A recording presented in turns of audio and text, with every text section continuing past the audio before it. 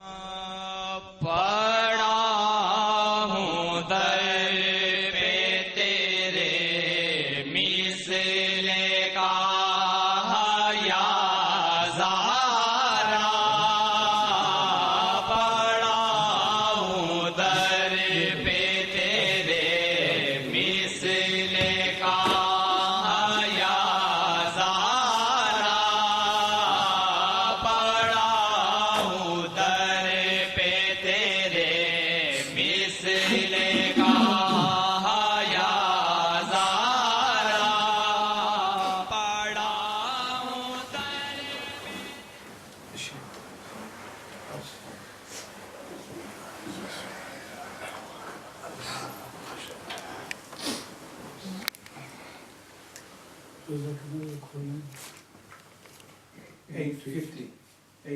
ہوں در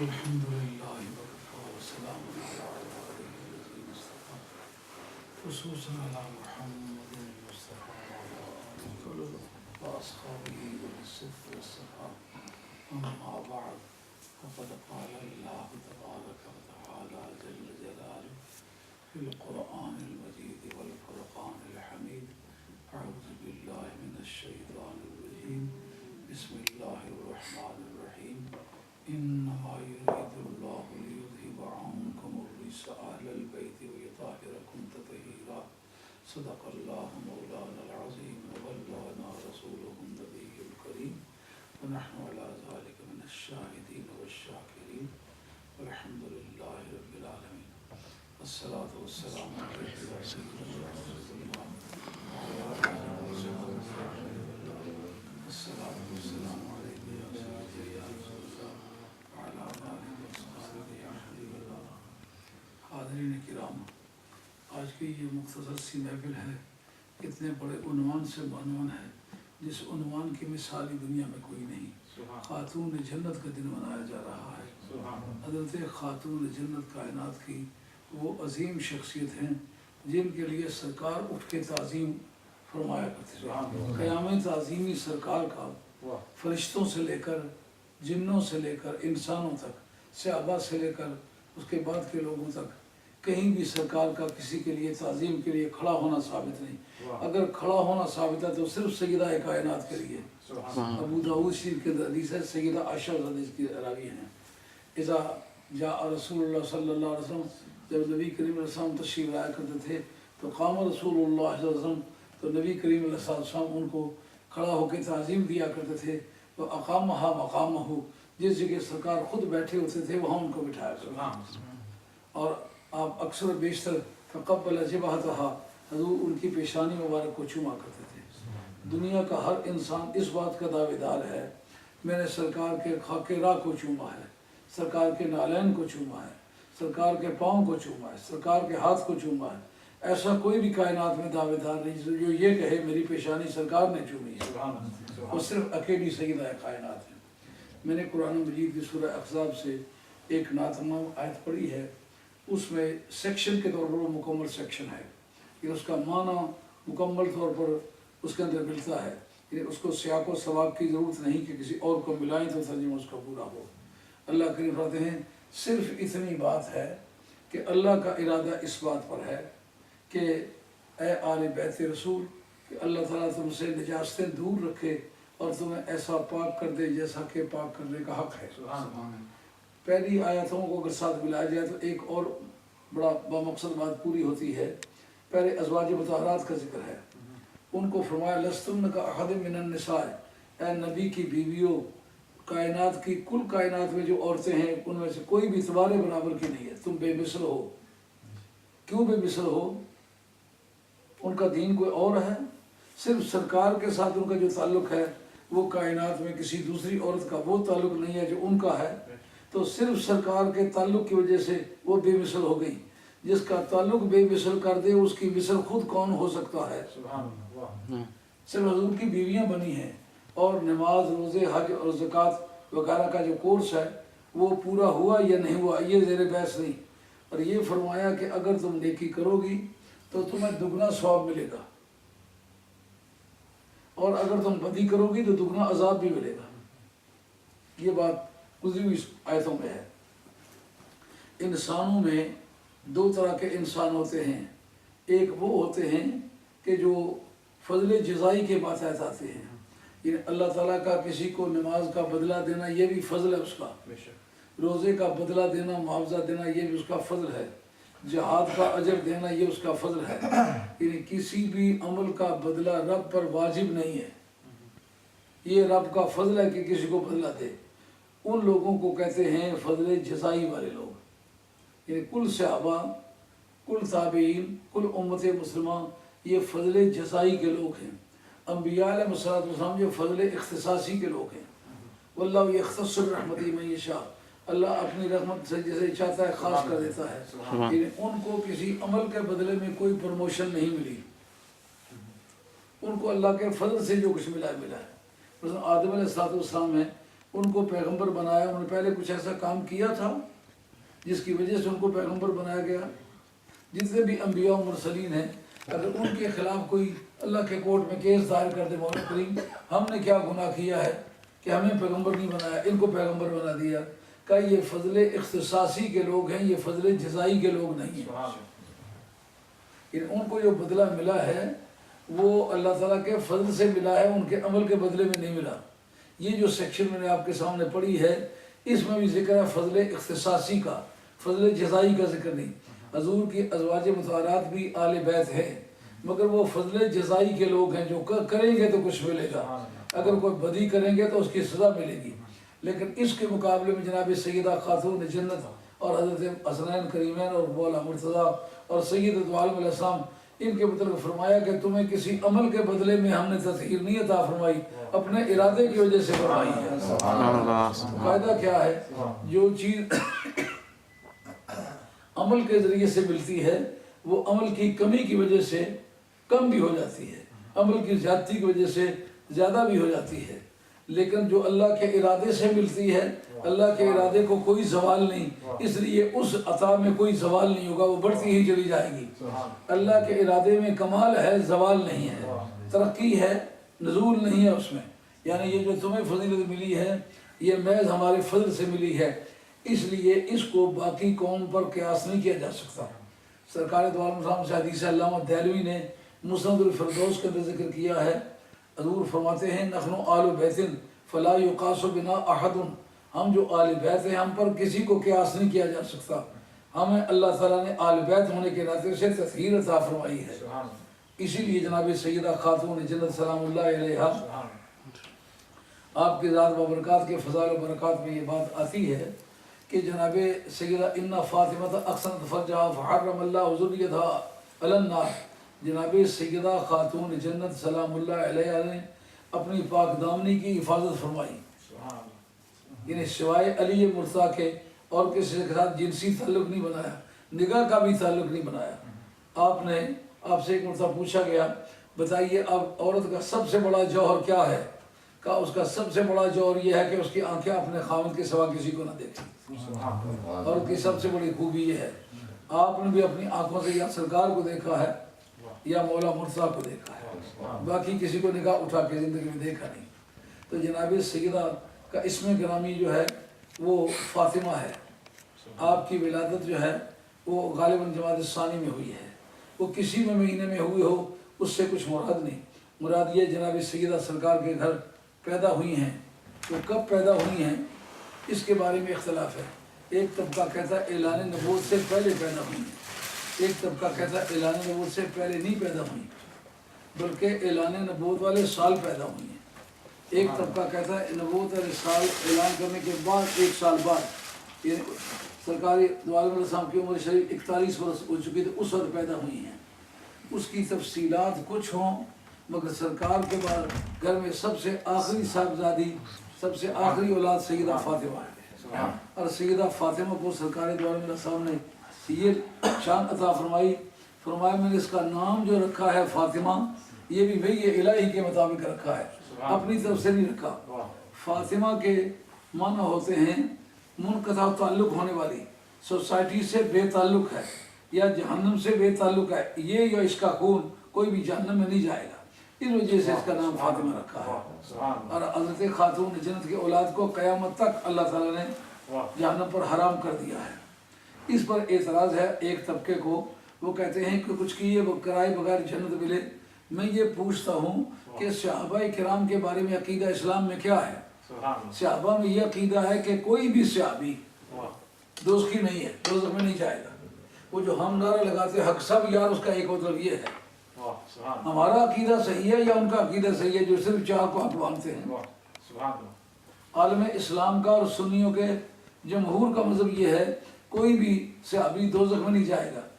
اس نے گناہ کوئی نہیں کیا، صحابی معصوم تو نہیں ہوتا، نبی معصوم ہوتا ہے. تو گناہوں کے ہوتے ہوئے یہ عقیدہ رکھنا کہ وہ دوزخ میں نہیں جائے گا، اس کا مطلب یہ ہے کہ سرکار کو دیکھنے کا تعلق اس کا ہے ایمان کے ساتھ. جس نے سرکار کو ایمان کے ساتھ دیکھا وہ دوزخ میں نہیں جائے گا. کتنے بھی گناہ کیے ہیں مگر گنہگار ہو کر دوزخ میں نہیں جائے گا باوجود گناہوں کے. تو جو صرف دیکھے وہ جنت میں جائے، جو اس سے پیدا بھی ہو اور ایمان بھی لائے وہ دوزخ میں کیوں جائے؟ اور یہ میری اپنی رائے نہیں، سرکار کا ارشاد ہے. فاطمہ نے اپنی پاک دامنی کی حفاظت فرمائی تو اس کا اللہ تعالیٰ نے اس کے اولاد کو جہنم پہ حرام کر دیا ہے. آپ کے اسماء گرامی میں ایک نام زہرا بھی ہے. زہرا کے معنی چمکتی ہوئی، کہ ان کی دایا گزری ہیں اپنے وقت میں جب بچوں کی ولادت ہوتی رہی. سب سے پہلے امام حسن کی ولادت ہوئی اور حضرت امام حسن کی ولادت غالباً 15 ماہ رمضان کو ہوئی ہے. تو اس وقت جو دایا تھی وہ کہتی ہیں، امام حسین کے وقت جو دایا تھی وہ کہتی ہیں، جو سیدہ زینب کے وقت دایا تھی وہ کہتی ہیں کہ جناب سیدہ کو ولادت کے وقت کسی طرح کا کوئی خون کوئی گندگی آپ کے بدن سے برآمد نہیں ہوئی، اور اسی وقت اٹھ کے آپ نے غسل کر کے تو نماز پڑھی. جناب سیدہ کی ایک بھی نماز قضا نہیں ہے. زندگی کے جتنے دن گزرے ہیں ہر نماز وقت پر پڑھی ہے. اور بچوں کی ولادت کے وقت آپ کو کوئی نجاست نہیں برآمد ہوتی رہی. ماہانہ جو مینسز ہوتے ہیں جناب سیدہ کو وہ نہیں ہوئے. سرکار نے فرمایا یہ انسانوں میں حور ہے جنت کی، یہ ہوروں کو مینسز نہیں آئیں گے تو اس کو دنیا میں مینسز نہیں آئے، کبھی ناپاک ہوئی نہیں. کیونکہ رب نے کہا وہ یطہرکم تطہیرا، ان کی تطہیر کے لیے ایک ثبوت مہیا کیا. جس کے گھر پیدا ہوئی ہیں جب ان کی ولادت ہوئی کوئی نجاست برآمد نہیں، نور برآمد ہوا. جب جناب علی مرزا کی ولادت ہوئی تو کعبے کے اندر ہوئی، کعبہ گواہ ہے ان کی طہارت پر. جناب سیدہ کی ولادت ہوئی تو جناب سیدہ کی ولادت باقی بہنوں کے ساتھ نجاست برآمد ہوتی رہی، باقی اولاد کے وقت نجاست برآمد ہوتی رہی. خاتون جنت کی ولادت کے وقت کوئی نجاست برآمد نہیں ہوئی. حضرت علی مرزا کی طہارت پر کعبہ گواہ، اور حضرت نبی کریم علیہ السلام کی طہارت پر پوری سوسائٹی اور کافر تک گواہ، اور جناب سیدہ کی ولادت پر اور آپ کی طہارت پر وہ دایا گواہ ہیں کہ جنہوں نے وہ موقع اپنی آنکھوں سے دیکھا تھا. اور جناب سیدہ برباد جب بالغہ ہوئیں تو بلوغت کے صرف آثار تھے، مینسز نہیں تھے. شادی وحی الہی کے مطابق کی. متعدد لوگ آپ کے رشتہ مانگنے کے لیے آئے، میری غیرت اس بات کو روا نہیں لگتی ان کا نام لو فلاں جناب سیدہ کے رشتے کے لیے آیا. میں سید خاندان کا آدمی ہوں، میری ماں کا اتنا مرتبہ ہے کہ کسی آدمی کا فرضی طور پر بھی نام منسوب کیا جائے میرے دل کو دکھ ہوتا ہے. میں نے کبھی زندگی میں کسی دوسرے منگنی کرنے والے کا نام نہیں لیا. لوگ آئے، آپ نے جواب دے دیا. فرمایا اس بارے میں قضائے الہی خدا کا جو فیصلہ وہ نہیں آیا، اس لیے مجھے انتظار کرنا پڑے گا. تو جناب علی مرزا کو جناب سیدہ کا ہم کف بنا کے پروردگار نے پیدا فرمایا. سرکار کا فرمان ہے کہ اگر علی نہ ہوتا دنیا میں تو آدم علیہ السلام سے لے کر کے مجھ تک سیدہ کا ہم کف کوئی بھی نہیں تھا. علی اس کا صرف ہم کف ہے. جناب سیدہ خاتون جنت سلام اللہ علیہ، آپ کی کنیت ہے وہ ام الاب ہے، اپنے ابا جی کی اماں. یہ بات کیوں؟ جناب سیدہ کی یہ شان کائنات میں کبھی کسی بیٹی کا نام یہ نہیں رکھا گیا باپ کی اماں، لیکن جناب سیدہ کی کنیت ہے باپ کی اماں. اس پر محدثین نے بڑی گفتگو کی ہے. واقعہ یہ ہوا کہ جس وقت سرکار دو عالم علیہ السلام کی اپنی والدہ مقدسہ کا وصال ہو گیا، آپ ماں کی طرف سے بھی یتیم ہو گئے، باپ کی طرف سے تو پیدائشی طور پر یتیم تھے، اور پھر کوئی والی وارث نہ رہا. دادا بھی 8 برس کی عمر کے بعد وہ بھی دنیا سے رخصت ہو گیا. بلاخر آپ کے چچا آپ کو گھر لے آئے. تو جناب سیدہ فاطمہ بنت اسد، حضرت علی مرزا کی مائی صاحبہ کا اسم گرامی بھی تھا فاطمہ. ان کا نام فاطمہ تھا فاطمہ بنت اسد، جناب سیدہ کا نام ہے فاطمہ بنت رسول۔ اس طرح یہ بہت سارے مقدس اسماء گرامی ہیں ہمارے خاندان کے، وہ پہلوں سے لے کر کے آج تک فاطمہ فاطمہ چلے آ رہے ہیں۔ امام حسن اور امام حسین کی اماں جان کا نام فاطمہ ہے، جناب والی بغداد شہنشاہ جیلان کی والدہ مقدسہ کا نام فاطمہ ہے، اور حضرت خواجہ معین الدین غریب نواز کا کی والدہ صاحبہ کا نام فاطمہ ہے، اور سید بہاؤالدین نقشبند شہنشاہ بخارا کی والدہ صاحبہ کا نام فاطمہ ہے، خواجہ پیر میر علی شاہ صاحب گولوی رحمۃ اللہ کی والدہ صاحبہ کا نام فاطمہ ہے، پیر جماعت علی شاہ صاحب مجدد علی پوری کی والدہ صاحبہ کا اس میں گرامی جو ہے وہ فاطمہ ہے، داتا گنج بخش علی اجمیری کی والدہ صاحبہ کا نام فاطمہ ہے، میرے والد صاحب کی مائی صاحبہ کا نام فاطمہ تھا، میری مائی صاحبہ کا نام بھی فاطمہ ہے۔ یہ فاطمہ بڑا مقدس نام ہے اور بڑا پرانا چلا آ رہا ہے۔ سرکار دو عالم علیہ السلام نے فرمایا فاطمہ تو بضعۃ منی، فاطمہ میرے دل کا ٹکڑا ہے۔ حضور کی جو باقی صاحبزادیاں ہیں باوجود اس کے کہ وہ سرکار کی صاحبزادیاں ہیں، لیکن جناب سیدہ کے مرتبہ میں وہ شریک نہیں ہے۔ اگر ان کی بھی اولاد جلدی سید نہ ہوتی، سید صرف سیدہ کائنات کی اولاد کو سرکار نے فرمایا۔ اخرج الطبرانی ان رسول اللہ صلی اللہ علیہ وسلم قال ان اللہ سبحانہ وتعالی جعل ذریۃ کل نبی فی صلبہ وجعل ذریۃ فی صلب علی، فرمایا ہر نبی کی اولاد کو اللہ تعالیٰ نے اس کے اپنی پشت میں رکھا ہے، لیکن فاطمہ جو میری اولاد ہے اس کو اللہ نے علی کی پشت میں رکھا ہے۔ پھر کھجلی دوسروں کو بھی ہونے لگی جو دوسری بیویوں سے تھی، 7 بیویاں اور ہوئی ہیں نا، لیکن جب تک جناب سیدہ تھی کسی دوسری بیوی سے شادی کرنا حرام تھا مولا مطلع کے۔ حالانکہ قرآن کہتا ہے فَانكِحُوا مَا طَابَ لَكُم مِّنَ النِّسَاءِ مَثْنَىٰ وَثُلَاثَ وَرُبَاعَ، کوئی چیز جو حضرت سیدہ کو اذیت پہنچائے حلال بھی ہو تو حرام ہو جاتی ہے۔ فرمایا اس سے میری فاطمہ کو اذیت پہنچ سکتی ہے۔ ابو جیل کی بیٹی نے چاہا کہ میں شادی کروں حضرت علی مرتضیٰ سے، سرکار تک بات پہنچی، سرکار دو عالم نے سیدہ فاطمہ کو بلایا، کہا کہ تم نے یہ بات سنی ہے؟ کہ یا رسول اللہ میں بات کرنے والی تھی لیکن میں نے ڈر کے مارے نہیں کی۔ انہوں نے فرمایا فاطمہ تیری موجودگی میں علی کے لیے کوئی بھی عورت حرام ہے، جو مرضی ہے خواہ کسی کی بیٹی ہو۔ بعض لوگ کہتے ہیں اس جگہ سرکار نے فرمایا کہ ایک اللہ کے دشمن کی بیٹی اور ایک اللہ کے حبیب کی بیٹی، یہ فقیر سائیں کا ساتھ زیادہ ہے۔ السلام علیکم، تمہارے ساتھ کوئی نہیں؟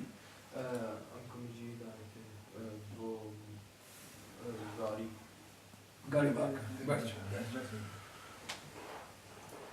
اس کے مولانا لوگ یہ وجہ بیان کرتے ہیں کہ سرکار نے فرمایا کہ اے علی میں اس بات کو پسند نہیں کرتا کہ اللہ کے دشمن کی بیٹی بھی اسی نکاح میں ہو اور اللہ کے حبیب کی بیٹی کی بھی اسی نکاح میں ہو۔ اس سے مولانا لوگوں نے یہ نتیجہ نکالا ہے کہ اس سے مراد یہ تھی کہ وہ ایک بہت بدترین آدمی کی لڑکی تھی اس لیے منع ہوئی ہے، وگرنہ منع نہ ہوتی۔ اس کے مقابلے میں ایک ایسی حدیث پیش کریں گے جس کا جواب ہی نہیں لا سکیں گے، وہ یہ ہے حضرت اسماء بنت امیس۔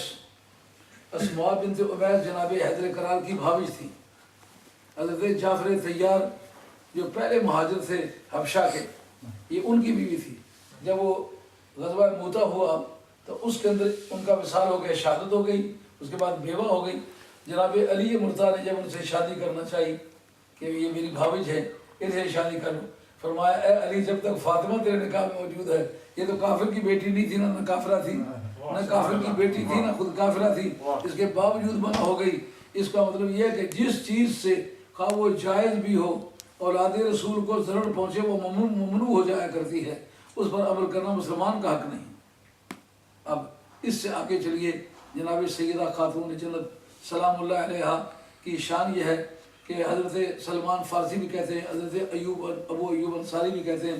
یہ حدیث جو میں بیان کرنا لگا ہوں اس کو امام حاکم نے اپنی کتاب مستدرک کے اندر بھی بیان کیا ہے۔ مستدرک 4 جلدوں کی کتاب ہے۔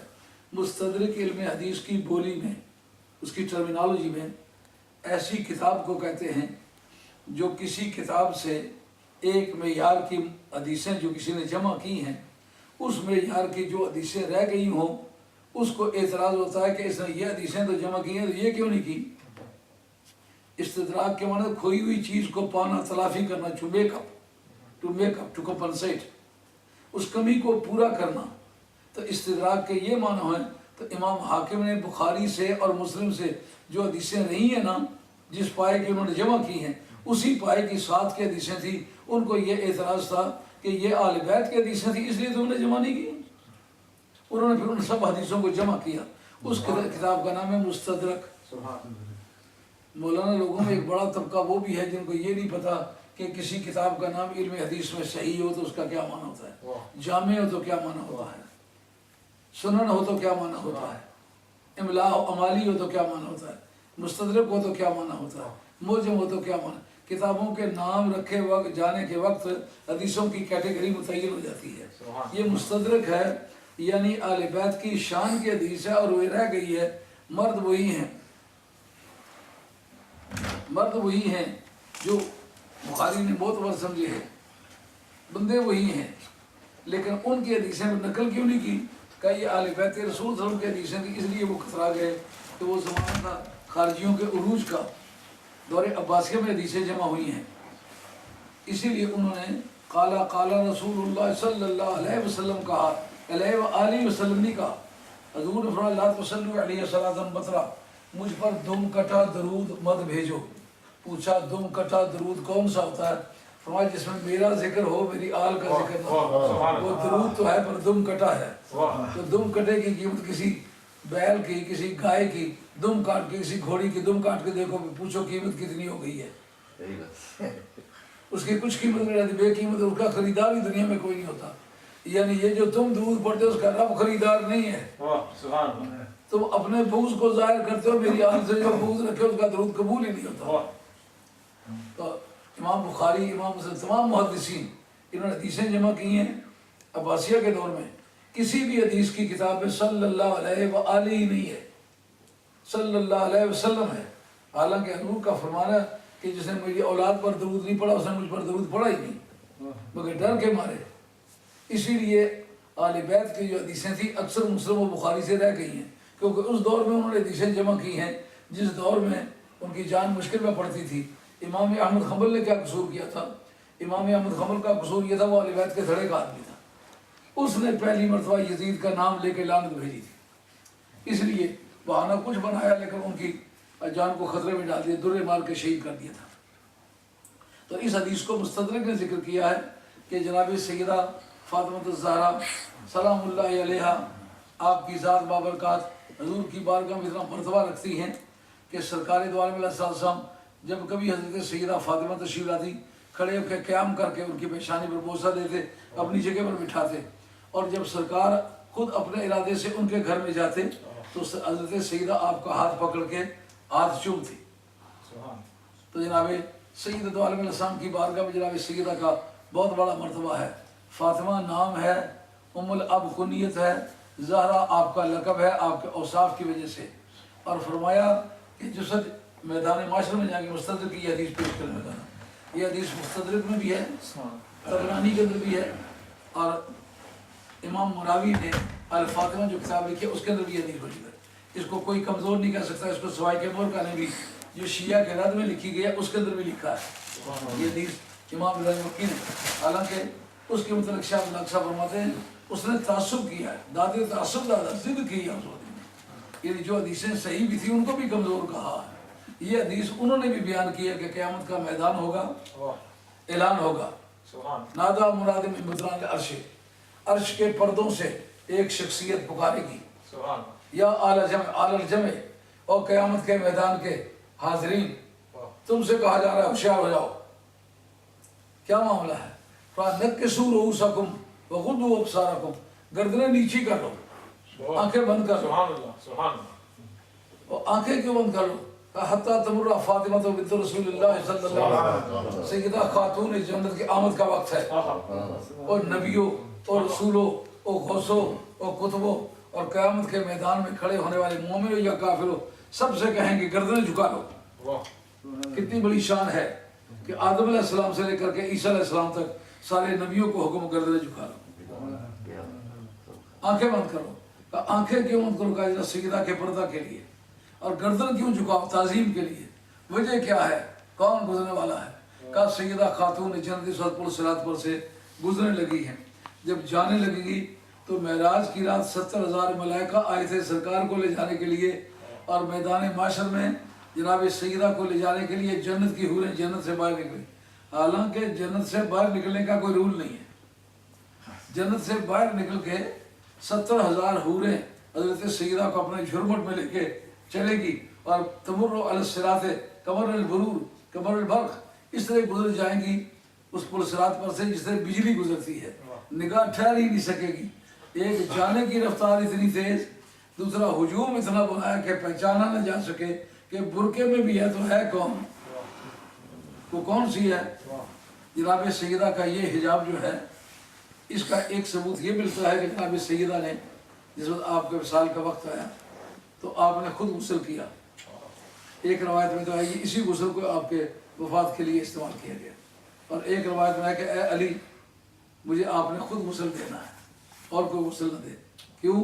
پوری زندگی کسی محرم نے مجھے ہاتھ نہیں لگایا، تم میرے میاں ہو، تمہارے سوا کسی کا ہاتھ مجھے نہیں لگا، تو اب میں مرنے کے وقت کوئی عورت اگر مجھے غسل دے گی، اس نے کسی غیر محرم کو چھوا ہوگا، اس کے سبب سے میرے بدن پر اس کی ٹچ پہنچ جائے گی۔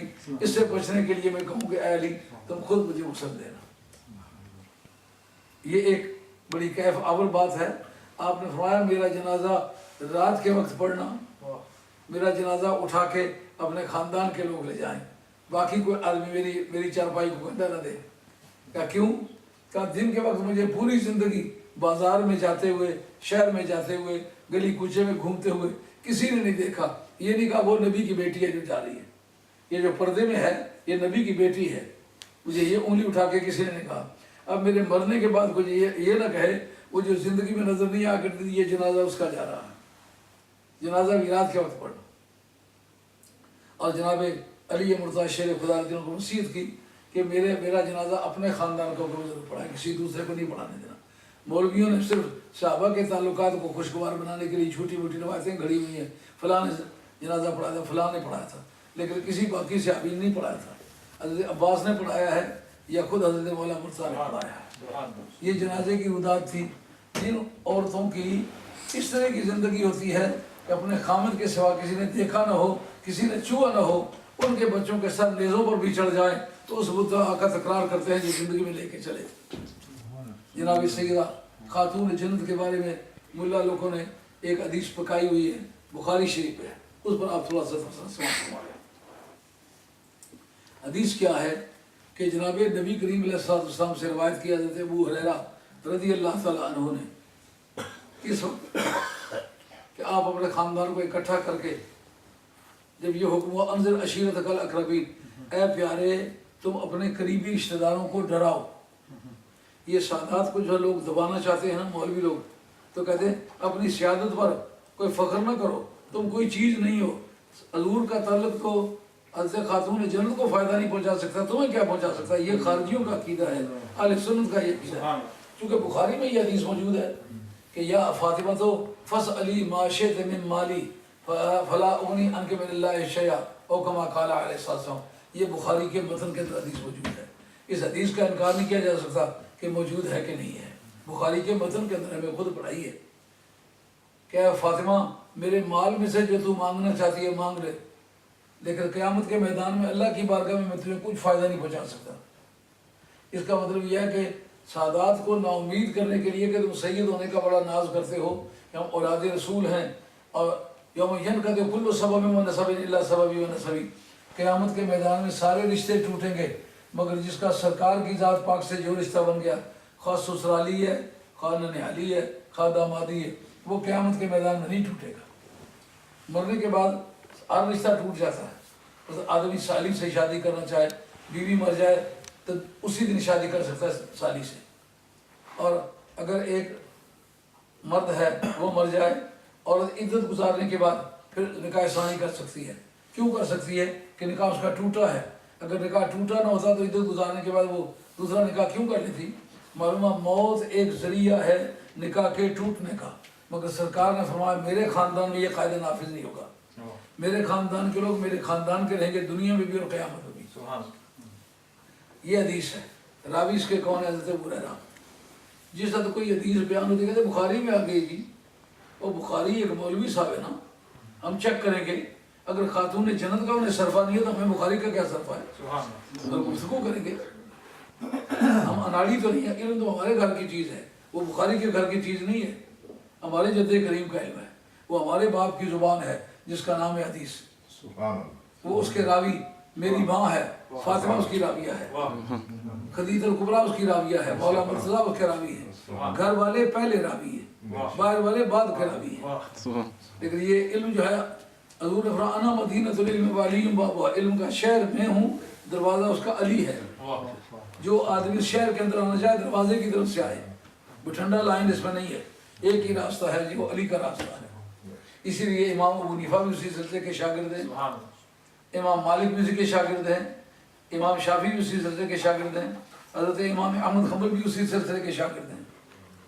یہ چاروں امام پورے اہل سنت والجماعت کو جو قیادت ملی ہے، جو علم ملا ہے، وہ ان چار کے ذریعے سے ملا ہے۔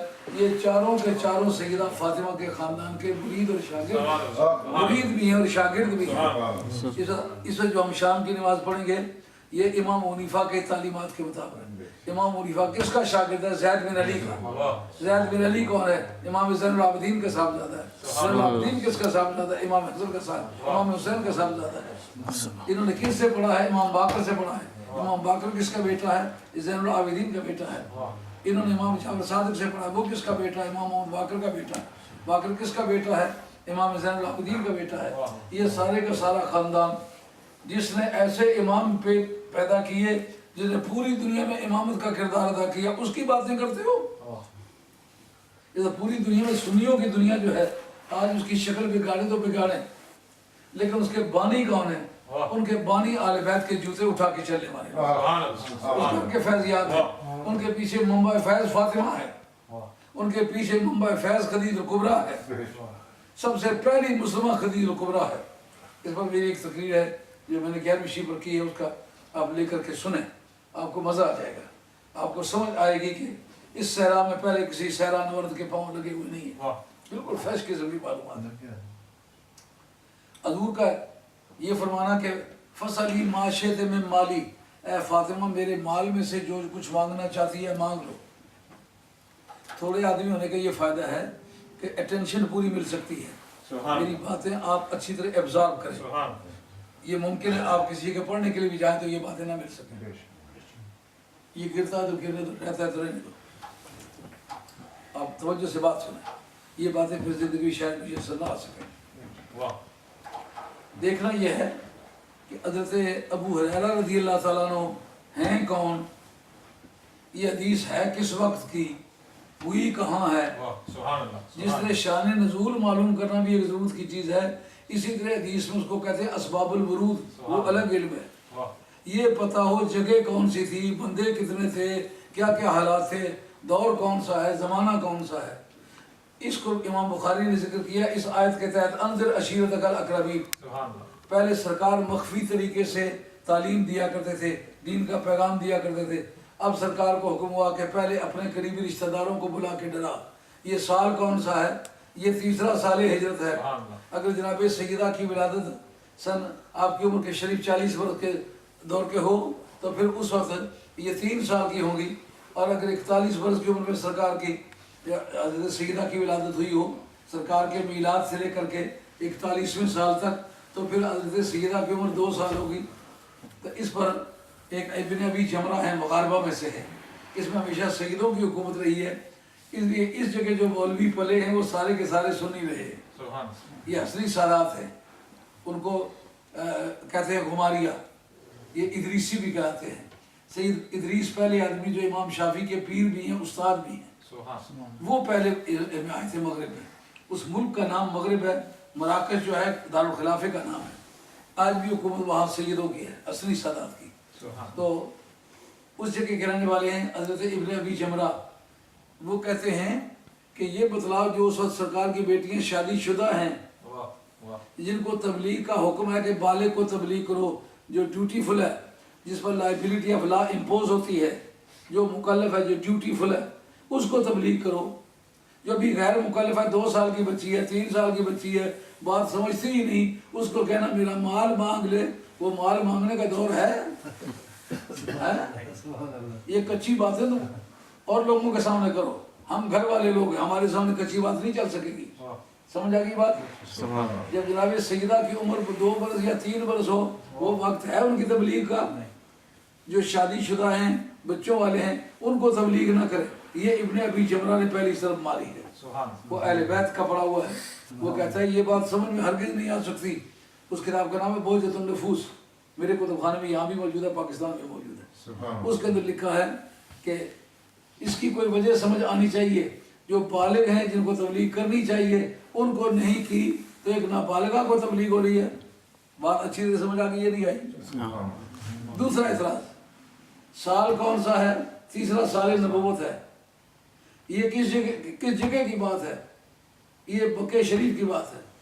حضرت ابو ہریرہ اس زمانے تک مکہ شریف کبھی گئے تھے؟ کبھی بھی نہیں گئے. مسلمان کب ہوئے ہیں؟ 6 سال ہجرت میں, جب خیبر کی جنگ لڑی گئی. مولا مرزا اس اکھاڑے میں اپنا رنگ دکھلائے, اس کے راوی حضرت ابو ہریرہ ہے. 6 سال ہجرت میں مسلمان ہوئے تو 6 سال یہ بیچ میں سے نکال لو, اور اس کا تیسرا سال ہجرت ہے تو آپ نے 13 برس والے, 10 سال وہاں کے اور 6 سال, 16 برس کا گیپ ہے.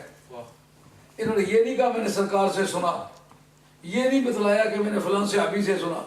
نہ صحابی کا نام لیا نہ سرکار کا نام لیا. پھر حدیث پتہ کس طرح چل گئی؟ یہ حدیث قابل احتجاج نہیں کرتی, یہ ایڈمیسیبل نہیں ہے. بات سمجھ آئیے؟ اگر یہ لفظ یاد رکھے مولوی صاحب ایک ٹھوکر بھی دکھائیں گے. یہ بات سمجھ آ جانی چاہیے. یعنی 16 برس کا زمانہ درمیان میں حائل ہے, کوئی تعلق نہیں, موقع پر موجود نہیں تھے. جب موقع پر موجود نہیں تھے, کسی موقع پر موجود نے ان سے بات نہیں کی تو ان کو پتہ کس طرح چل گیا کہ ایسا ایسا ہوا ہے. پھر یہ نصوص شریعہ کے قطع خلاف ہے. جس وقت کوئی حدیث اٹل حدیثوں اور محکمات, قرآن کے محکمات کے خلاف آ جائے تو وہ حدیث نہیں کہلائے گی. یہ بات سمجھ آتی ہے نا کہ فاطمہ کو سرکار کی شفاعت فائدہ نہیں دے سکتی. قیامت میں تمہارا کوئی نہیں سنبھال سکتا. خود بخاری کے اندر یہ حدیث موجود ہے, شفاعتی لآل الکبائر من امتی, جو میری امت کے چھوٹی چھوٹی کے گنہگار ہیں, میری شفاعت کا حق انہیں بھی پہنچتا ہے, ان کی بھی میں شفاعت کروں گا. اور جس وقت نبی کریم علیہ السلام کو اللہ کریم فرمائے وَلَلْآخِرَةُ خَيْرٌ لَكَ مِنَ الْأُولَىٰ, اور پیارے تیری دنیا سے تیری قیامت زیادہ اچھی ہوگی. یہ خیرن جو ہے یہ کمپیریٹیو ڈگری ہے. کمپیریزن اس وقت ہولڈ ہوتا ہے جب 2 ایڈجیکٹو جو ہیں ایک کوالٹی کو شیئر کرے. اس کا مطلب خیر ہونے میں سرکار کی دنیا اور قیامت دونوں شیئر کرتی ہے. تیری دنیا بھی اچھی ہے پر قیامت زیادہ اچھی ہوگی. دنیا اچھی کیوں ہے, قیامت زیادہ اچھی کیوں ہوگی؟ کہا دنیا اچھی اس وجہ سے ہے کہ اس طرح تم گزارتے ہو جس طرح میں چاہتا ہوں, اور قیامت زیادہ اچھی اس وجہ سے ہوگی ہم قیامت اس طرح گزاریں گے جس طرح تم چاہو. پھر فطرت انسانی ہے, جب کسی چیز کا اضافے کا اسے علم ہو جائے فوراً پوچھتے ہیں کتنا کتنا کتنا کتنا کتنا. آپ کو پتہ چل جائے کل ویجز بڑھ جائے گی, آپ فوراً پوچھیں کہ کتنی بڑھے گی. جی پرانی کاروں کے ریٹ اب بڑھ جائیں گے, فوراً آپ کا دماغ پر سوچے گا کتنا بڑھے گا. سرکار نے دیکھا جو امت کی جستجو ہے, یہ اعلان ہو گیا کہ قیامت زیادہ اچھی ہوگی, تو امت کی جستجو میں ہے کہ کتنی. رب کریم رہا پر اے میرے محبوب تیرے امتی اگر اس بارے میں سوال کرتے تو گھبرا نہیں. وَلَا سَوْفَ يُعْطِيكَ رَبُّكَ فَتَرْضَىٰ, اتنی اچھی ہوگی جتنی تیری مرضی ہوگی. اس وقت سرکار نے یہ فرمایا وَاللَّهِ قَدْ لَا أَرْضَىٰ وَوَاحِدٌ مِّنْ أُمَّتِي فِي النَّارِ, خدا کی قسم کھا کے کہتا ہوں جب تک میرا ایک امتی بھی دوزخ میں موجود ہے میں راضی نہیں ہوگا. رب نے کہا پھر روٹھنا تیرا کام ہے, راضی کرنا میرا کام ہے. پھر دیکھے گی دنیا کہ تم روٹھنے میں کامیاب ہو جاتے ہو یا ہم راضی کرنے میں کامیاب ہو جاتے ہیں. فقط اتنا سبب ہے انہیں عقاد بزم معاشر کا کہ ان کی شان محبوب بھی دکھائی جانے والی تھی. بات خیال میں آ گئی. تو شفاعت کا عقیدہ یہ تو ایسا ہے کہ قیامت کا جب میدان ہوگا, یہ بات ذہن میں رکھ لیں اچھی طرح سے. حدیث شفاعت اذکر لگاؤں تو سب سے پہلے کیا بات بنے گی؟ جو کہتے ہیں کہ کوئی کسی کا کچھ نہیں سنوار سکتا, یہ وہاں موجود ہوں گے. خدا ہی ہے بگاڑنے سنوارنے والا. اگر میں وہاں موجود اور میں کہوں گا جلدی کرو, آگے تو خدا نظر نہیں آتا تھا, آج تو خدا نظر بھی آ رہا ہے. سیدھے رب سے بات کرو. انہیں پتہ یہ جو بسترے باندھ کے بیچ میں افیون بیچا کرتے تھے, آج بسترے وہ سارے کھل جانے والے ہیں. کوئی ضرورت نہیں کرے گا خدا کی بارگاہ میں جانے کا. اس وقت یہ فیصلہ کریں گے اللہ کا کوئی نیک بندہ تلاش کرو. دیکھنا ہے اس عقیدے کو موٹیویٹ کون کرے گا، کون ہلائے گا، کون سکھائے گا۔ وہ اخبار میں آئے گا، اخبار تو ہوگا نہیں، کوئی ٹی وی چلے گا، ٹی وی تو ہوگا نہیں، ریڈیو بجے گا، ایسا تو ہے نہیں، اور کوئی کسی مسجد میں اعلان ہوگا نہیں، وہاں مسجدیں بھی نہیں ہوں گی، اعلان بھی نہیں ہوں گے۔ پھر اس بات کی رہنمائی کون کرے گا کہ تم اس وقت اللہ کا کوئی نیک بندہ تلاش کرو۔ حضرت امام ابن حجر عسقلانی جن کی 14 جلدوں میں لکھی ہوئی کتاب ہے بخاری شریف شرح فتح الباری شرح بخاری، اچھا آدمی اس کو اٹھا سکتا ہے، معمولی آدمی نہیں اٹھا سکتا۔ اس کے اندر لکھا موجود ہے کہ قیامت کے میدان میں سنیوں کا یہ عقیدہ رہنمائی کرے گا کہ جو کوئی مشکل کام آ پڑے اللہ کا کوئی نیک بندہ سنی، پہلے تیرا عقیدہ مانا جائے گا، بعد میں قیامت شروع ہوگی۔ سمجھ آگئی بات؟ یہ جتنی باتیں کروں مجھ سے پوچھو گے ایک ایک لفظ کتاب میں نکال کے دکھاؤں، ایسی کوئی کچی بات نہیں کرتا۔ بندے تھوڑے تو بندے تھوڑے ہیں نا، ایمان تو سب کو چاہیے نا، یہ ایمانداری سے تعلق رکھنے والی باتیں ہیں، یہ کوئی کچی بات میں کسی کو بتانے کا عادی نہیں۔ آج 33واں سال تقریباً پورا ہو آیا ہے اس ملک میں، لیکن آج سے 30 برس پہلے بھی اگر کوئی بات کہی ہے تو آج مجھ سے پوچھو میں اس کا جواب دے ہوں، کیونکہ ایمان کا یہ معاملہ ہے۔ میں سید دو عالم علیہ السلام کے خاندان کا آدمی ہوں، والی بغداد کا پوتا ہوں، مجھے کسی کو کچی بات کر کے کوئی بات نہیں کبھی بھی بتانی چاہیے۔ کل بھی مجھ سے کسی نے پوچھا کہ یہ بات کیسی ہے، میں نے کہا مجھے نہیں پتا۔ القول لا اعلم من العلم، یہ کہنا بھی علم ہے کہ یہ کہے مجھے نہیں پتا، یہ کہنے میں کوئی حرج نہیں، لیکن بات کرے تو کچی کرے، لوگوں کے ایمان خراب ہوں، اس کی سزا کرنے والے کو بھی ہوگی، عمل کرنے والے کو بھی ہوگی۔ اس لیے کچے بندے کی بات مت سنو۔ ابھی یہ مجھ سے پوچھ رہے تھے یہ بدعقیدہ لوگوں کے پیچھے نماز کیوں نہیں ہو سکتی؟ میں نے کہا نماز اس کے پیچھے ہوتی ہے جس کی اپنی ہوتی ہو، جس کی اپنی ہی نہ ہوتی ہے اس کے پیچھے کا کیا مطلب؟ مجھے کافی مرتبہ مدینہ طیبہ میں گورنر کے سامنے پیش کیا گیا کہ یہ ہمارے پیچھے نہیں پڑتا۔ وہ جو قاضی ہے نا وہاں نماز پڑھاتا نا، وہی گورنر بھی ہے، وہی قاضی بھی ہے، وہی امام بھی ہے۔ میں نے کہا تو کہتے ہیں ہمارے پیچھے نہیں پڑتا، میں تو تمہارے آگے پڑھنے کو بھی جائز نہیں کہتا۔ کہنے کہ پیچھے تو سنتے چلے آئے ہیں لیکن یہ آگے والی بات تم پہلے کہہ رہے۔ میں نے کہا یہ بات بھی حدیث میں لکھی ہوئی ہے، ممکن ہے تمہارے علم میں ہو۔ مسلم شریف کے اندر حدیث ہے کہ سرکار نماز پڑھا رہے ہیں، نماز پڑھاتے پڑھاتے سیدہ صاحب واقعہ ہو گیا۔ سرکار سلام پھیرنے کے بعد فرماتے ہیں کیا حال ہے اس قوم کا کہ میرے پیچھے نماز پڑھتے ہیں وضو ٹھیک نہیں کرتے۔ تو کسی کا وضو ٹھیک نہ ہو تو نبی الانبیاء کی نماز میں خرابی واقع ہو سکتی ہے، تو پھر مجھے بتاؤ تمہارے جیسا بدعقیدہ آدمی میرے پیچھے تو میری نماز کا کیا رہے گا؟ واللہ پاکستانیوں یستدلون استدلالا جیدا، پاکستانیوں کا جو ثبوت پیش کرنے کا طریقہ بڑا ٹھوس اور مضبوط ہے۔ میں عرض کرنے لگا قیامت کی گرمی میں اب جناب سیدہ فاطمہ کے لیے اسپیشلی آرڈر یہ کہ میں تیرا کچھ نہیں سمجھ سکوں گا، جو گرمی ہے قیامت میں ہر دکھیا انسان کا سنبھالے گا، اس کی بگڑی بنائے گا، وہ صرف فاطمہ کے لیے جو ہے وہ ناکام ہو گیا۔ اس وقت وہ سوال اٹھے گا کہ کوئی اللہ کا نیک بندہ تلاش کرو۔ نیک بندہ تلاش کرنے کے لیے وہ سب سے پہلے آدم علیہ السلام کے پاس جائیں گے، کہ باقیوں کے بارے میں نیک یا بد ہونے کے بارے میں کوئی شک و شبہ یا کوئی اختلاف ہو سکتا ہے، یہ تو ہماری ماں کا خامد ہے، اس کے بارے میں ہمیں کیا اختلاف؟ باپ تو ہم سب مانتے ہیں۔ اس سے پتہ چلا کہ کافر اور کبھی اس بات کا قائل ہوگا کہ باپ باپ ہے، اس کی شان میں کوئی گستاخی نہیں کرنی چاہیے، کوئی کوتاہی نہیں کرنی چاہیے۔ سارے مل کے نا آدم علیہ السلام سے رابطہ کریں گے۔ آدم علیہ السلام یہ نہیں کہیں گے کہ وہ اللہ تعالیٰ کی ذات سامنے نظر آ رہی ہے، ادھر جاؤ جا کر بات کرو۔ معلوم ہوا کہ شفاعت کے راستے کو، اللہ کے بندوں کے وسیلے کو دینی عقائد میں شامل کرنا یہ نبیوں نے شامل کیا ہے، کیونکہ ان کو پتا تھا میں توبہ کرتا رہا کوئی 300 برس سے زیادہ، میری توبہ منظور نہیں ہوئی تھی، بالآخر اس وقت ایک مہربان کتاب موجود ہے امام مناوی کی فاطمہ، اس کے اندر یہ مسئلہ موجود ہے۔ یہی بات محب الدین طبری نے ریاض النظرہ کے اندر لکھی ہے، اور یہی بات امام جلال السیوطی نے الدر المنصور جو تفسیر لکھی ہے، جو آیت لکھی ہے، ہر آیت کا ترجمہ اور تفسیر سرکار کی زبان تک پہنچایا۔ یہ ترجمہ جو میں کر رہا ہوں یہ سرکار نے کیا۔ اتنی حدیثیں، یہ حدیث فلاں نے فلاں سے سنی، فلاں نے فلاں سے سنی، تو وہ 11ویں صدی کے آدمی ہیں، تو اپنی 11ویں صدی سے لے کر کے 1000 برس کے لوگوں کے راویوں کو اکٹھا کر کے انہوں نے آیت میں درج کیا. اس میں فتلقى آدم من ربہ کلمات، آدم علیہ السلام نے رب سے چند کلمے سیکھ لیے. اس کی تفسیر میں لکھتے ہیں کہ حضرت عبداللہ بن عباس کی روایت ہے آدم علیہ السلام کی توبہ منظور نہیں ہو رہی تھی. اس وقت انہوں نے کہا مولا کریم تیری بارگاہ میں فاطمہ کا واسطہ دیتا ہوں، حسن کا واسطہ دیتا ہوں، حسین کا واسطہ دیتا ہوں، علی کا واسطہ دیتا ہوں، سرکار دو عالم علیہ السلام کا واسطہ دیتا ہوں، پنجتن پاک کا واسطہ تیری بارگاہ میں پیش کرتا ہوں. جو تو آدم کا بچہ ہے نا وہ تو پنجتن پاک کو مانے گا، کیونکہ پہلا گناہ اور پہلی توبہ، پہلی جو خطا ہوئی وہ حضرت آدم علیہ السلام سے ہوئی ہے، اور منظور کس سے ہوئی ہے؟ پنجتن پاک کے وسیلے سے ہوئی ہے. اگر آدم کا بیٹا ہے تو باپ والا عقیدہ رکھے جائیں گے. آدم علیہ السلام کہیں گے یہ بدعقیدگی ہے کہ میں تمہیں یہ سکھاؤں سیدھے اللہ کے پاس جاؤ. اب جو سیدھا اللہ کے پاس جائے گا سب کا فیوز اڑ جائے گا. بہتر یہ ہوگا کہ اس ابو الہ غیری میرے سوا کو اور اللہ کا نیک بندہ تلاش کرو.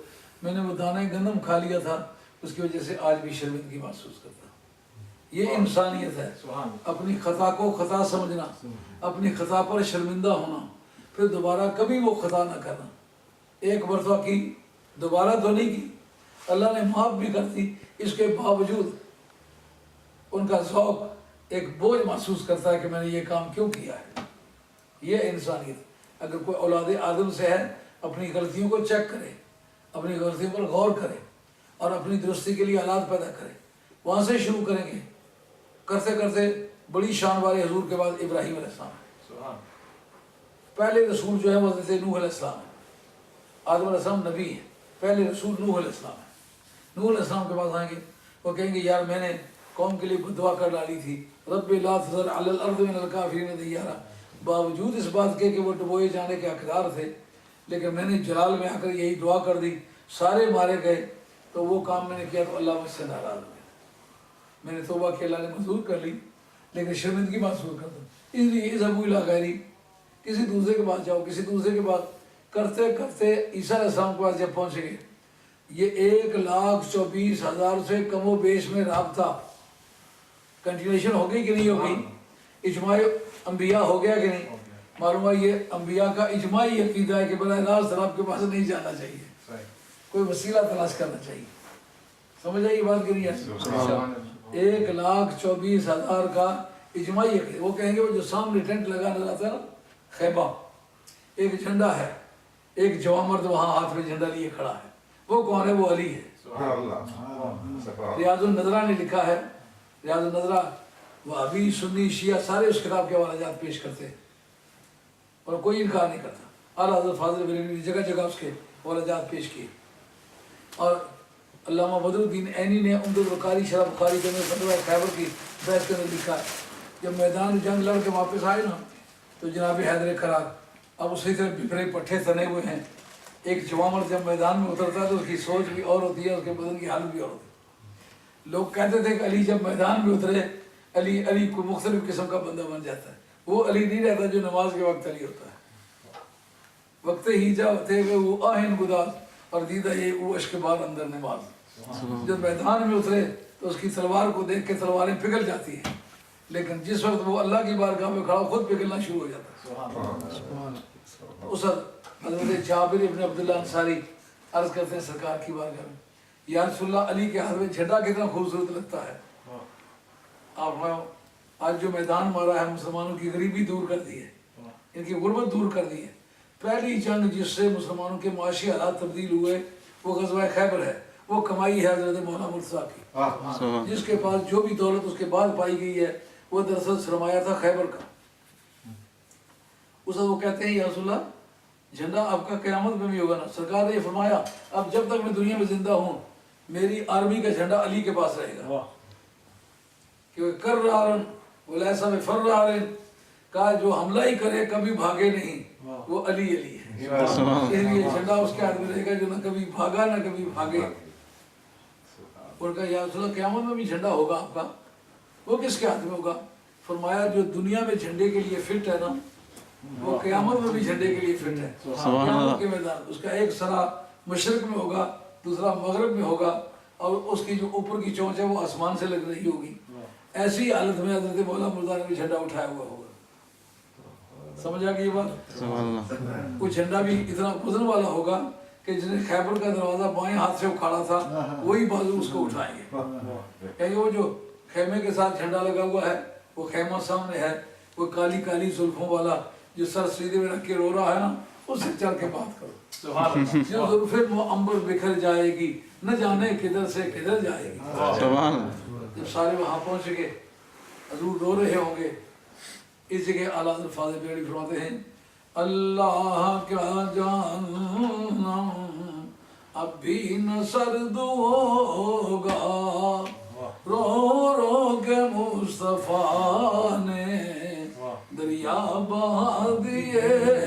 سبحان اللہ سبحان اللہ دنیا کھڑی ہے، گنہگار کھڑے ہیں اور اس سے کبھی گناہ کیا نہیں، وہ رو رہا ہے تیرے ہی دامن پہ ہر آسی کی پڑتی ہے نگاہ، ایک جانے بے خطا پر دو جہاں کا بار ہے، ایک جانے بے خطا پر دو جہاں کا بار ہے۔ سبحان اللہ کریم کی طرف سے آرڈر ہوگا اشفا تو شفا، اے میرے یار تو شفاعت کر، شفاعت کے ساتھ ذکر نہیں کہ کس کی کر، اس کا پتہ کیا مطلب ہے؟ جو عربی زبان ہے وہ کہتی ہے جس وقت کسی فعل متعدی کا مفعول ذکر نہ کیا جائے تو وہ مفعول اس کا مطلق ہوتا ہے، یعنی کوئی پابندی ہوتی ہے، ایک ہے، دو ہے، چار ہے، 10 ہے، زید ہے، بکر ہے، مرد ہے، عورت ہے، گنہگار ہے، پرہیزگار ہے، کوئی بھی ہے، اشفا شفاعت کر، کس کی کر، اس کا کوئی ذکر نہیں، رب کہتا ہے حدیث قدسی، تو شفا تیری شفاعت کو رد نہیں کیا جائے گا، قبول کی جائے گی۔ جب اشفا تو شفا فرمائیں گے تو سرکار کا فرمان اعلیٰ حضرت فاضل بریلوی نے بھی حدیث ذکر کیا، میں بھی نقل کرتا ہوں، اس کو کنز العمال نے بھی ذکر کیا ہے، اور ہمارے دوسرے محدثین نے، یہ اصل میں ہے تاریخ قطنی کی حدیث ہے جو مولویوں کو بہت اچھی لگی ہے ہمارے مناظرے کے دوران، ویسے بہت پکا تھی، انہوں نے کہا کہ قیامت کا جا میدان اول من اشفع له یوم القیامت من امتی آل بیتی، قیامت کے میدان میں شفاعت کا کام ہی میں اپنی اہل بیت سے شروع کروں۔ سبحان اللہ سبحان اللہ یعنی ظہور مہدی کے بعد تک بھی جو سید پیدا ہوں گے وہ میری آل ہیں۔ اور ابن تیمیہ جیسا منکر آدمی وہ کہتا ہے کہ آل محمد سے مراد کون ہے؟ فرمایا وہ محمد نفسہ، وہ سرکار کی اپنی ذات ہے، وہ فاطمہ تو وہ علی، وہ فاطمہ ہے اور علی ہے، الحسن والحسین ومن تناسل منہما الی یومنا ھذا، کہ حسن اور حسین اور ان کی اولاد جو ہمارے دور تک پیدا ہوئی یہ سارے آل بیت۔ یہ منکر آدمی ہے جو یہ کہہ رہا ہے۔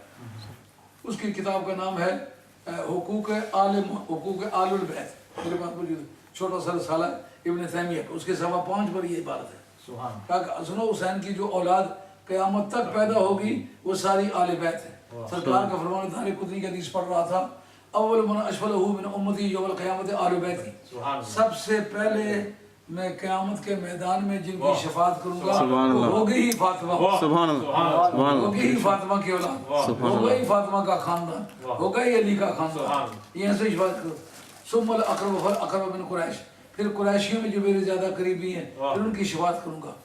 اس کے بعد سرکار نے فرمایا ثم من آمن وتبعنی من آل الیمن، یمنیوں میں سے جس آدمی نے میرا کلمہ پڑھا ہے اور میری پیروی کی ہے ان کے کروں گا۔ ثم الانصار، پھر جن مدینہ طیبہ میں جنہوں نے سپورٹ کی تھی ان کے مدد کروں گا۔ ثم العرب، پھر باقی عربوں کی کروں گا۔ ثم العاجم، پھر عجمیوں کی کروں گا۔ اور فرمایا کہ من اشفع له اول افضل، فرمایا جس کی پہلے شفاعت کروں گا وہی افضل ہے۔ سبحان یہ اعلیٰ حضرت رحمۃ اللہ کے فتاویٰ نمبر 23 میں صفحہ نمبر 232 پر یہ لکھا موجود ہے، سبحان چاہیں گے آ کے مجھ سے فوٹو چیک کروا لیں۔ اعلیٰ حضرت کہتے ہیں یہ مولانا کو کہتے ہیں فکر رضا، وہ فکر رضا کو سمجھتے بھی ہو کہ کیا ہے؟ ان کا سب سے پہلے میں جس کی شفاعت کروں گا وہ میری آل بیت ہے، اور جس کی پہلے شفاعت کروں گا افضل بھی وہی ہے۔ تو آل بیت میں سب سے پہلا درجہ بنتا ہی فاطمہ کا ہے۔ ایک مرتبہ سیدہ خاتون جنت اور علی مرتضیٰ کے درمیان بحث ہوئی، وہ کہتی میں بہت پیاری ہوں، وہ کہتے ہیں میں بہت پیارا ہوں جناب علی مرتضیٰ، یہ دونوں آپس میں ہنس رہے ہیں اور باتیں کر رہے ہیں، اوپر سے سرکار تشریف لے آئے تو سرکار نے پوچھا مجھے دیکھ کے چپ ہو گئے کیا وجہ ہے؟ ان کا یا رسول اللہ ہم آپ سے خوش طبی کر رہے تھے، کہا کیا بات کر رہے تھے؟ سرکار نے جب اصرار کیا تو انہیں بتانا پڑا کہ فاطمہ کہتی ہے میں حضور کو زیادہ پیاری ہوں، میں سمجھتا ہوں میں حضور کو زیادہ پیارا ہوں۔ تو سرکار نے فرمایا فاطمہ تو احب الیہ وہ علی اعز الیہ، جو سب سے زیادہ پیارا بندہ ہے وہ فاطمہ ہے، اور جو سب سے زیادہ عزت والا ہے وہ علی۔ سبحان اللہ سبحان اللہ سبحان اللہ سبحان اللہ۔ کیا وقت ہو گیا ہے جی؟ سبحان ضروری باتیں ہو جاتی تھے۔ سیدہ کا وصال پھر ماہ رمضان کی 11 تاریخ کو ہوا تھا۔ اس تاریخ کو ہم نے اپنے طور پر جگہ جگہ دن منایا ہے اور بڑی پوری تفصیلات دی ہیں، لیکن آپ یہ جو روزے کی پابندی ہے نا کہ روزے سے کتنا پہلے شروع کرو، تو جناب سیدہ کا بیان جو ہے وہ پون گھنٹے میں یہ گھنٹے میں مکمل نہیں ہوتا، میری بات ادھوری رہ جاتی ہے۔ جناب سیدہ کے بے شمار واقعات ہیں، بے شمار فضائل ہیں جن کا ذکر کریں تو مستقل کتابیں بھری جائیں۔ انشاءاللہ مزید میں اس پر کتاب بھی لکھوں گا، اب کیونکہ جن جن لوگوں نے اعتراض کیا انہوں نے یہ کہا میں فاطمہ تیرا کچھ نہیں سنبھال سکتا۔ بخاری کے اپنے اندر حدیث موجود ہے کہ نبی کریم علیہ السلام کی بارگاہ میں ایک صحابی حاضر ہوئے جنہوں نے 3 مرتبہ شراب پی، 3 مرتبہ درے لگے۔ بات میری سمجھ میں آ رہی ہے نا؟ جی دیکھتے کچھ ایسے ہیں جیسا کہ آدمی کچھ آدھا سویا ہوا ہوتا ہے، جاگ رہا ہوتا ہے۔ میں سمجھتا ہوں روزے کا یہ وقت واقعی شفافی کا ہوتا ہے، لیکن آپ کا جو رسپانسو ایٹیٹیوڈ ہے نا وہ کچھ پتہ چلے آپ کے بات سمجھ میں آ رہی ہے کہ نہیں آ رہی۔ آپ اس قدر دلیری سے بیٹھے ہوئے ہیں کہ جائے باتیں کرتے ہیں، یہ بات سمجھنے والی ہے۔ جس کا نام سیدہ فاطمہ ہے نا، ان کے درجات اس نوعیت کے ہیں کہ آدمی سمجھ ہی نہیں سکتا کہ ان کو اللہ تعالیٰ نے کتنی شان عطا فرمائی ہے اور حضور کی بارگاہ میں کتنا آپ کا مقام ہے۔ جناب سیدہ عائشہ فرماتی ہے، امام بخاری کی حدیث ذکر کر رہا تھا، ایک صحابی نے 3 مرتبہ شراب پی، 3 مرتبہ درے لگے، ایک صحابی کو لعنت کرنے لگے۔ ان کا فلا تلعنوا فإنه يحب الله ورسوله، اس کو لعنت نہ کر، بے شک گنہگار ہے لیکن خدا اور اس کے رسول سے پیار کرتا ہے۔ اس کا مطلب ہر مسلمان کو یہ یقین رکھنا چاہیے کہ میں خدا اور اس کے رسول سے پیار کرتا ہوں، خواہ میں کتنا بھی گھٹیا انسان ہوں لیکن سرکار کے شمار میں ہوں، سرکار مجھے اپنا سمجھتے ہیں۔ جب یہ بات ہوئی وہی پوچھتے ہیں یا رسول اللہ متی الساعۃ یا رسول اللہ، یا رسول اللہ بتائیے قیامت کب آئے گی؟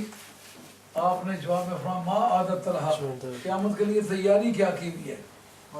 ان کا ما اعددت لها من کثیر صلاۃ ولا صوم ولا صدقہ، اس کے لیے میں نے کوئی زیادہ نمازیں، زیادہ روزے، زیادہ صدقے جمع نہیں کیے، ولکنی احب اللہ ورسولہ، لیکن اللہ اور اس کے رسول سے میں پیار کرتا ہوں۔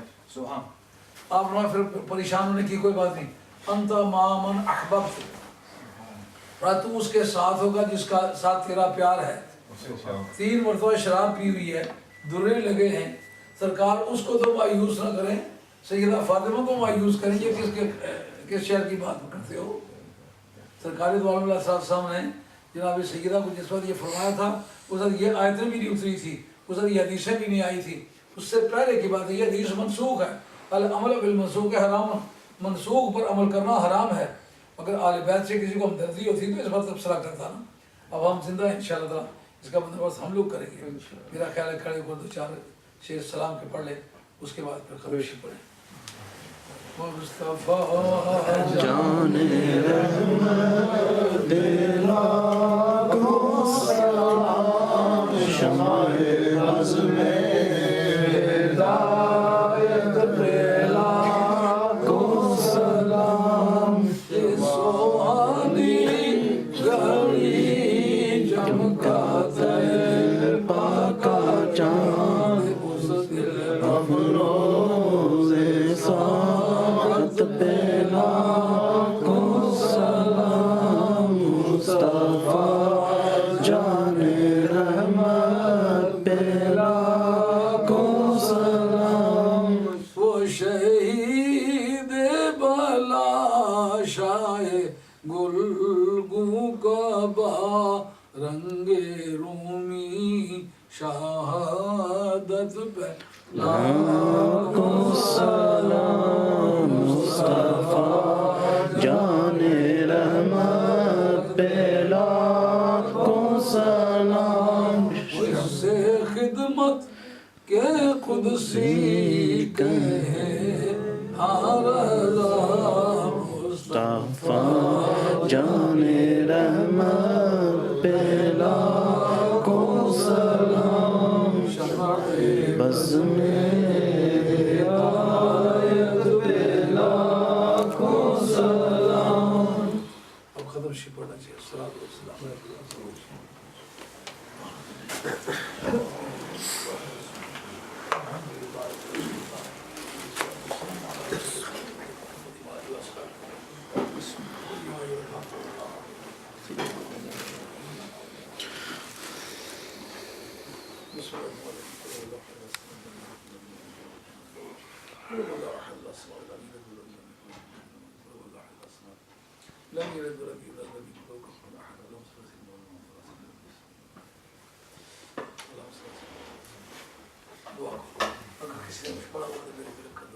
آج بھی مزاج سارے اللہ شاہ صاحب 50 پاؤنڈ پیش کیتے ہیں. اللہ تعالیٰ انہیں ام پیش کیتے ہیں. جی فروخ نے ام پیش کیتے ہیں. اللہ جزاک خیر. بیٹھ رمضان بیٹھ جاؤ. اے مولا جو کوئی بات نہیں پکڑے جو عبادت ریاض کی تھی جو نظران نے پیش کی تھی وہ اپنی بارگاہ مذکور مقبول ہوا.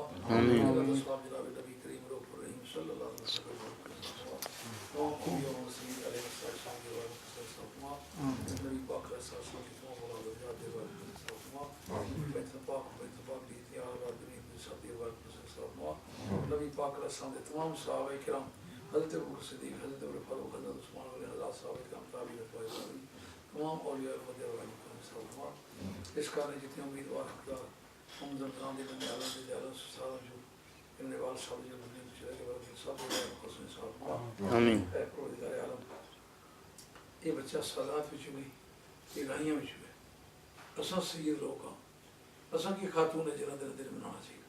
کتنا خوش نصیب بچہ ہے اپنے مکان میں اور کوئی جگہ اس کی موضوع نہیں مل سکی. دعا کرو اللہ اس کی کھلی جگہ بھی عطا آمین. اس کو روزی بھی کھلا کرے آمین. اپنا ادارہ بنائے اور دعا کرو اللہ تعالیٰ سیدہ پاک دی برکت سیدہ پاک دا دن بنایا ماہ رمضان جناب سیدہ دی یاد کو زندہ کی دے. اللہ کریم اس دنیا یاداں زندہ رکھنے والے بچے اس کے عطا آمین. دین ایمان خیر برکت فرما آمین. روزگار برکت فرما کسی مائی صاحب نے کسی اولاد دے ذریعے آپ سے دل ٹھنڈا فرما. اللہ کریم کر کی شاد اور آباد رکھے. جتنے سنگی آئے ہوئے ہیں جس دوست نے جو بھی کوئی نیک مقصد ہے اللہ تعالیٰ پورا فرمائے. جن ساتھیوں نے کوئی کنٹریبیوشن کی تھی ہے شاہ صاحب نے 50 پاؤنڈ دیتے رہی ہے دوسرے ساتھی نے ہم لا کے پیش کی تھی. مولا کریم انہوں نے زندگی کو باغ و بہار فرما. جناب سیدانہ نام آج 1400 برس سے بعد پھر زندہ کرنے واسطے کوئی پیسے خرچ کیتے کچھ وقت خرچ کیتا کوئی دلچسپی ظاہر کی تھی. مولا کریم دنیا بھی نہ چنگی فرما قیامت بھی چنگی. اللہ کریم مذہب آل حق آل سنت والجماعت میں بالا تسلیم. جتنے بھی سارے محبت والے ساتھی بھی اولاد اللہ کریم نے کریں جو اولاد عطا. جتنے ساتھی بیمار انہیں شفا رکھا جنہیں بے روزگار ان کے باوقار روزگار. اللہ تعالیٰ الطاف حسین اسرار ایک ساتھی ہے فقیر سائیں ایک ساتھی ہے ایک بچہ چودھری جلال علی بیمار ہے راجہ نازک حسین صاحب بیمار ہے. اللہ کریم کی شفا رکھا. سارے جتنے محبت والے لوگ ہیں جنہوں نے کرام نرین اولاد نے لگتے ہیں وہ اپنی اولاد آج کی حاضری منظور مقبول. اس بچے نے رزق روزی وچ کاروبار معاملات ہیں دن دگنی رات چگنی ترقی صلی اللہ تعالیٰ علیہ محمد. اب ماؤ کی کلا پتر ہے اسی برادری اور باقی دعا کرو اللہ تعالیٰ اس کے اپنے ماں باپ کو اپنے کرم عطا فرمائے. آمین. اللہ اس کے بچے عطا فرمائے. آمین.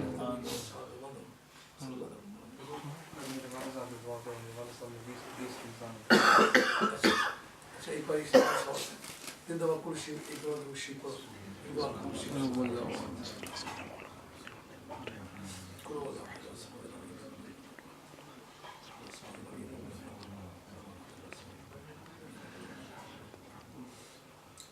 اللہ تو کریم ہے. اس بچے نے اپنے باپ کا ختم شیف نہیں کرایا خاتون جنت نہ کرایا. مولا کریم کیسے سارے طویل عمر ایک وقت عطا فرما کیسے زندگی نے ساری آرزوئیں پوری ہو جائیں. رمضان شریف نے مہینے میں خاتون جنت سیدہ پاک کا دن منایا. اپنا باپ بھی اسے مہینے فوت ہوا اپنے باپ نے دن نہیں سنایا اللہ کریم اس کوالٹی نے پروردگار ملک والا تھا اس کی دوئی جانی نعمت نہ مولا آمین اگلی دعا بڑھا دے